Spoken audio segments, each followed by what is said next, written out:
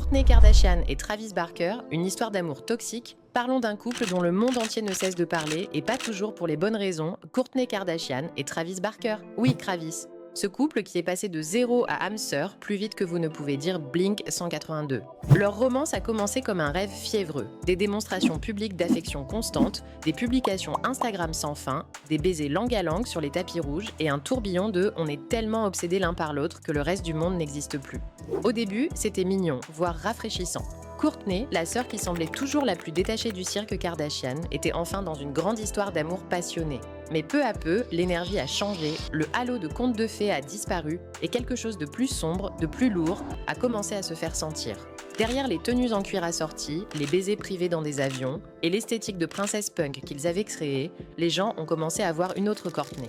Une version plus petite, plus silencieuse, plus isolée de la femme qu'on avait connue ces 10 dernières années. La Kourtney qui disait « je ne fais pas ça, je m'en vais ».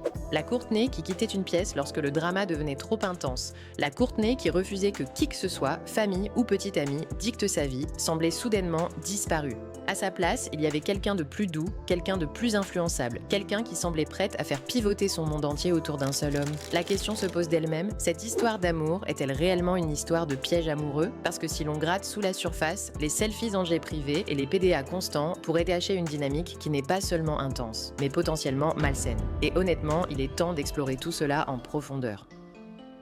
1. Kourtney s'éloigne de sa famille. Kourtney a toujours été la sœur Kardashian qui marchait au rythme de sa propre musique. Elle était la minimaliste originelle avant même que le minimalisme devienne une esthétique. La sœur qui ne se préoccupait pas de la célébrité autant que les autres. Celle qui a choisi la maternité, le bien-être et les limites, plutôt que les séances photos, les réunions et les partenariats de marque. Pendant des années, les fans l'ont vu se rebeller contre les pressions de la machine Kardashian, refusant que la célébrité ne consomme son identité. Elle semblait toujours stable, parfois de façon agaçante, mais stable tout de même. Mais une fois que Travis est entré dans le tableau, cette énergie stable s'est littéralement envolée.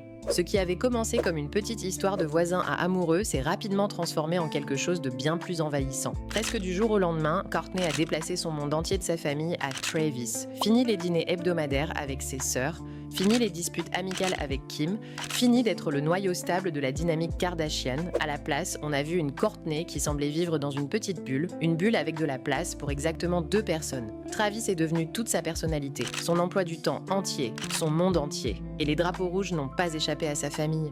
Kim a publiquement dit que Kourtney était différente. Kendall a joué autour de l'attention. Même Khloé, qui a toujours été le refuge émotionnel de Kourtney, a exprimé sa confusion face à la coupure soudaine. Mais Kourtney s'en moquait. Leurs préoccupations ont été balayées comme un bruit de fond venant de gens qui ne comprenaient tout simplement pas elle et Travis.